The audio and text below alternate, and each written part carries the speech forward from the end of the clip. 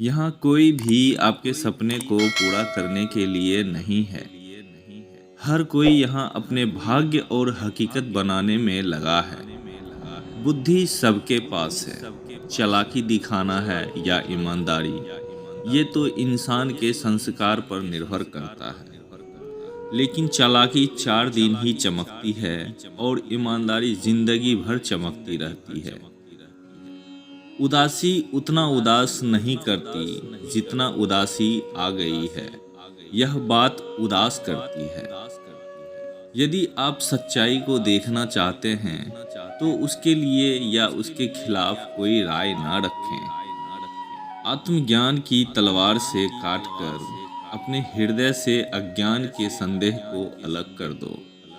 उस व्यक्ति पर कभी विश्वास मत करना जो आपको दूसरों का राज बताता है। चुने नहीं, जीवन को स्वीकार करें, क्योंकि यह अपनी समग्रता में है।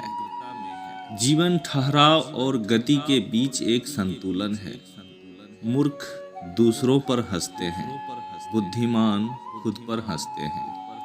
अपनी आर्थिक स्थिति को राज रखना चाहिए। अगर आपकी आर्थिक स्थिति अच्छी है तो लोग आपसे उधार मांगने लगेंगे, और अगर आपकी आर्थिक स्थिति अच्छी नहीं है तो लोग सम्मान नहीं करेंगे। इसलिए अपने समस्याएं और सुख को अपने तक ही रखना चाहिए। किसी के साथ किसी प्रतियोगिता की कोई आवश्यकता नहीं है। आप स्वयं हैं और जैसे आप हैं आप पूरी तरह से अच्छे हैं। खुद को स्वीकार करें। अहंकार करने पर इंसान की प्रतिष्ठा, वंश, वैभव तीनों ही समाप्त हो जाते हैं। आप वो बन जाते हैं जो आपको लगता है कि आप हैं। स्वार्थ संसार का एक ऐसा कुआं है जिसमें गिरकर निकल पाना बड़ा कठिन होता है। अधिक से अधिक निर्दोष, कम ज्ञानी और अधिक बाल सुलभ बने। जीवन को मजे के रूप में लें, क्योंकि यही ठीक है। सिर्फ दिखावे के लिए अच्छा मत बनो। स्वयं की खोज करें, अन्यथा आपको अन्य लोगों की राय पर निर्भर रहना होगा जो खुद को भी नहीं जानते हैं। अपनी विशिष्टता का सम्मान करें और तुलना करना छोड़ें। अपने अस्तित्व में मस्त रहें। मनुष्य का जीवन केवल उसके कर्मों पर चलता है। जैसा वो कर्म करता है वैसा उसका जीवन होता है। अहंकार करने पर इंसान की प्रतिष्ठा, वंश, वैभव तीनों समाप्त हो जाते हैं। जब प्यार और नफरत दोनों अनुपस्थित होते हैं तो सब कुछ स्पष्ट और निर्विवाद हो जाता है। प्रेम सदैव माफी मांगना पसंद करता है और अहंकार सदैव माफी सुनना पसंद करता है। आप जितने लोगों को चाहें उतने लोगों को प्यार कर सकते हैं। इसका मतलब यह नहीं कि आप एक दिन दिवालिया हो जाएंगे और कहेंगे अब मेरे पास प्रेम बचा ही नहीं है। श्री कृष्ण कहते हैं, अगर तुम्हें किसी ने दुखी किया है तो बुरा मत मानना। लोग उसी पेड़ पर पत्थर मारते हैं जिस पेड़ पर ज्यादा मीठे फल होते हैं। मित्रता सबसे शुद्ध प्रेम है। यह प्रेम का उच्चतम रूप है, जहाँ कुछ भी नहीं मांगा जाता और कोई भी शर्त नहीं होता, जहाँ हर कोई बस देने में आनंद लेता है। बिना प्यार के इंसान बस एक शरीर है। प्यार खुश होता है जब यह कुछ देने में सक्षम होता है। अहंकार खुश होता है जब वह कुछ लेने में सक्षम होता है। अगर आप बिना प्यार के काम करते हैं तो आप गुलाम की तरह काम कर रहे हैं। जब आप प्यार से काम करते हैं तो आप एक सम्राट की तरह काम करते हैं। तुम्हारा काम ही तुम्हारी खुशी है, तुम्हारा काम ही तुम्हारा नृत्य है। उस रास्ते पर मत चलो जिस पर तुम्हें डर ले जाए, बल्कि उस रास्ते पर चलो जिस पर प्रेम ले जाए। उस रास्ते पर चलो जिस पर खुशी तुम्हें ले जाए। दिल अतीत का कुछ भी नहीं जानता, भविष्य का भी कुछ नहीं, इसे केवल वर्तमान का ही पता है।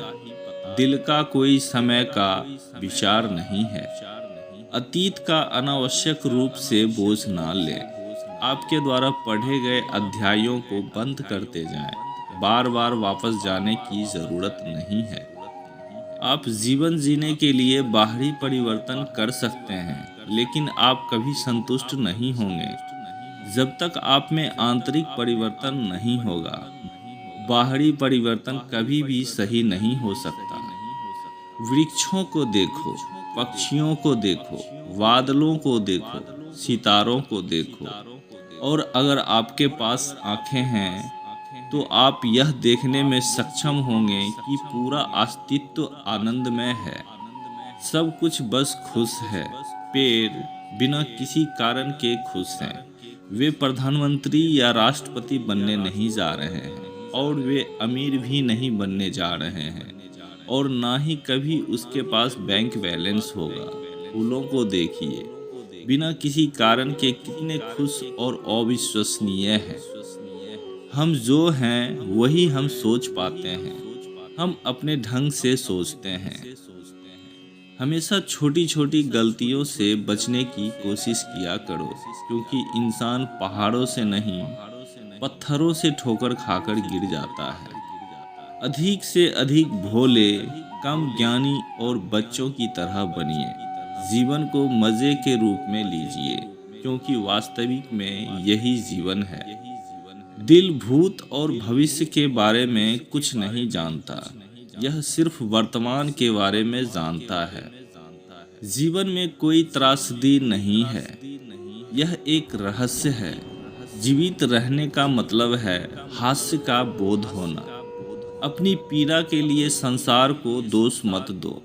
अपने मन को समझाओ, तुम्हारे मन का परिवर्तन ही तुम्हारे दुखों का अंत है।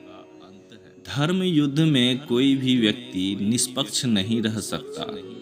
धर्म युद्ध में जो व्यक्ति धर्म के साथ नहीं खड़ा है, इसका मतलब है वह अधर्म का साथ दे रहा है। वह अधर्म के साथ खड़ा है। परमात्मा का प्रमाण पूछते हो, क्या चेतना का अस्तित्व पर्याप्त प्रमाण नहीं है? क्या जल की बूंद ही समस्त सागरों को प्रमाणित नहीं कर देती है? यह मत कहो कि मैं प्रार्थना में था। इसका मतलब आप प्रार्थना के बाहर भी होते हैं। जो प्रार्थना के बाहर भी होता है, वह प्रार्थना में हो ही नहीं सकता। मैं से भागने की कोशिश मत करना, उससे भागना हो ही नहीं सकता, क्योंकि बाद में भी वह साथ ही है। भूल भी ठीक की तरह से जाने का मार्ग है, इसलिए भूल करने से डरना नहीं चाहिए।